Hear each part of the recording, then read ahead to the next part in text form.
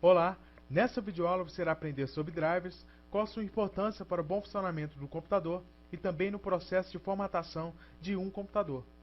Então, primeiramente, eu preciso que você entenda o que são drivers. Drivers são softwares que permitem conversação do hardware, a parte física do computador, com a placa-mãe e outros dispositivos de seu computador. Então, drivers são aplicativos que fazem com que o sistema operacional ele reconheça os dispositivos de hardware do computador.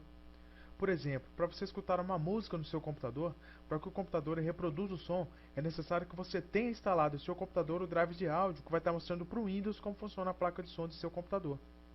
A mesma coisa acontece com o drive de vídeo, o drive de rede e demais dispositivos. E no processo de formatação de um computador, a instalação dos drivers será necessária logo após ser feita a instalação do sistema operacional. Por quê? Porque o Windows não irá reconhecer todos os componentes do computador. Tá ok? Então vamos a algumas explicações básicas sobre drivers. Bom, existem inúmeros fabricantes de placa-mãe: HP, a Asus, a Cleve, a Acer, a Dell. E cada modelo de placa-mãe possui drivers diferentes. E cada sistema operacional também irá necessitar de drivers diferentes para uma mesma placa-mãe. Então XP é um, Vista é outro, Windows 7 é outro. E também irá depender se o sistema é 32 ou 64 bits. Bom, o que acontece? Quando você acaba de formatar o computador, o Windows automaticamente irá procurar e reconhecer os dispositivos de hardware do computador. Então ele irá instalar automaticamente aquele driver, ou seja, ele já coloca ele para funcionar. Mas o que acontece é que na maioria das vezes ele não reconhece todos os componentes do computador e consequentemente ele não instala aquele driver para que aquele dispositivo possa funcionar. Então será necessário que você faça a instalação manualmente dos drivers que não foram instalados pelo Windows. Tá ok?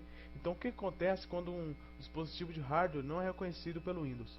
Bom, ele irá apresentar esse ponto de interrogação na cor amarela, como você está vendo aqui nessa imagem.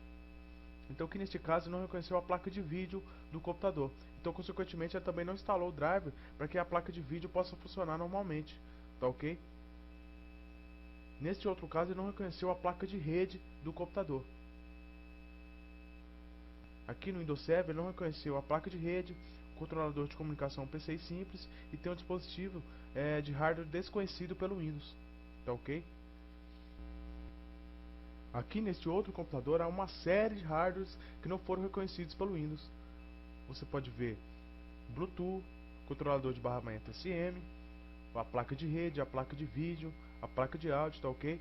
Então será necessário que você faça a instalação manualmente de todos esses drivers para que o hardware do computador possa funcionar normalmente, tá ok? Bom, como você vai estar chegando no gerenciador de dispositivos para estar visualizando todos os drivers instalados no seu computador? Bom, é simples. Se seu computador for do sistema operacional XP, você vem em cima de Meu Computador, clica com o botão direito do mouse em Propriedades, vem aqui, irá abrir a janela de Propriedades do Sistema, você vem aqui na Guia Hardware e depois em Gerenciador de Dispositivos.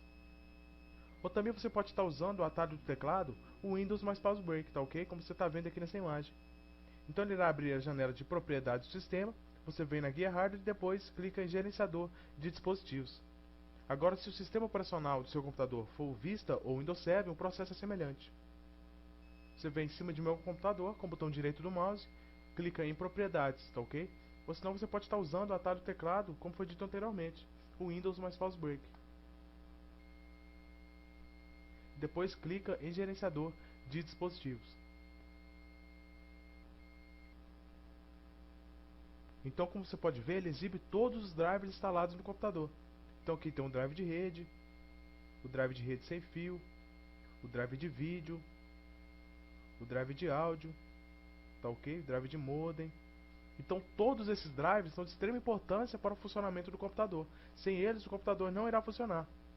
Então eu vou frisar aqui mais uma vez que um dos primeiros passos depois de você ter feito o backup dos arquivos pessoais é estar baixando todos os drives para que logo após a conclusão da formatação seja feita a instalação daqueles drivers que o Windows não conseguiu instalar. Tá ok? Você deve estar se perguntando, né? Como que eu vou obter todos esses drivers? Bom, existem algumas maneiras de você estar obtendo esses drivers, né? A primeira delas é a mais fácil, é o CD que vem junto com o computador no ato da compra. Então o CD de drivers ele vem junto com muitos computadores, né, no ato da compra. Então se você não tem esse CD, se o CD não vem junto com o computador, né, ou se você perdeu o CD, você pode estar tentando uma coletânea de drivers, tá ok? O que vem a ser uma coletânea de drivers? Bom, você pode encontrar diversas coletâneas na internet, né? A coletânea é um conjunto, né, de drivers, milhares de drivers diferentes de fabricantes e modelos de placa-mãe. Então, você coloca no CD do computador e o Windows irá procurar pelo driver automaticamente e fazer a instalação, tá, do driver caso ele esteja no CD. Então, se o seu driver do computador não estiver no meio desse pacote, né, desse CD, você pode estar obtendo manualmente os drivers, né, através do site do fabricante da placa-mãe do seu computador. Então, essa maneira de estar obtendo os drivers manualmente, ela é mais utilizada por técnicos e por quem já formata computadores regularmente. Tá ok? Então, como funciona? Bom, os fabricantes da placa-mãe disponibilizam os drivers em seu site de suporte para que você possa fazer o download. Tá ok? Então, essa maneira é mais simples e a mais eficaz. Mas ainda assim, você pode estar tentando obter os drivers em diferentes sites que disponibilizam o download desses drivers, né? Sites especializados de drivers, tá ok? Bom, mas existem algumas coisas importantes que você precisa saber antes de estar fazendo o download de todos os drivers na internet. A primeira delas é estar identificando o fabricante e o modelo da placa-mãe de seu computador. A segunda é estar sabendo qual sistema operacional que você irá instalar, se é o XP, se é o Vista ou o Windows 7, tá ok? E se o sistema operacional é 32 ou 64 bits. Então, qual que é a diferença do sistema 32 e 64 bits e o que ele se refere? Bom, ele se refere à arquitetura do processador. O de 32 bits, né, do símbolo x86, ele suporta até 3 GB de memória RAM, tá ok? Já o de 64 bits, ele suporta acima de 3 GB de memória, sendo até vários terabytes que ele suporta. Então, o computador que possui 4 GB ou mais de memória RAM já é 64 bits, tá ok? Bom, então é de extrema importância que você saiba se seu computador é 32 ou 64 bits, tá ok? Então, como saber se o sistema operacional do seu computador é 32 ou 64 bits? É bem simples. Se seu sistema operacional for o Windows XP e estiver em português, isso já significa que ele é 32 bits. Por quê? Porque não existe uma versão 64 bits do Windows XP em português. Mas se você quiser verificar manualmente, você pode estar utilizando o atalho do teclado Windows mais Pause Break, ou vir aqui em cima de meu computador, clicar com o botão direito do mouse em propriedades, irá abrir a janela de propriedades do sistema, você vê aqui na guia geral.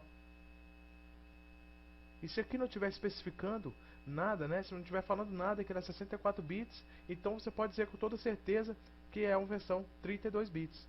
Agora, se seu computador for um Windows Vista ou Windows 7, o processo é ainda mais simples. Você vem aqui em cima de meu computador com o botão direito do mouse em propriedades ou utilize o atalho do teclado Windows mais Pause Break. E veja que aqui em tipo de sistema ele já especifica se seu sistema operacional é 32 ou 64 bits. Aqui no meu caso, o sistema operacional é de 32 bits. Então agora que você já sabe tudo isso, na próxima videoaula você irá aprender a como identificar o modelo da sua placa-mãe, tá ok? Utilizando programas específicos para depois estar baixando todos esses drivers na internet. Então até o próximo vídeo.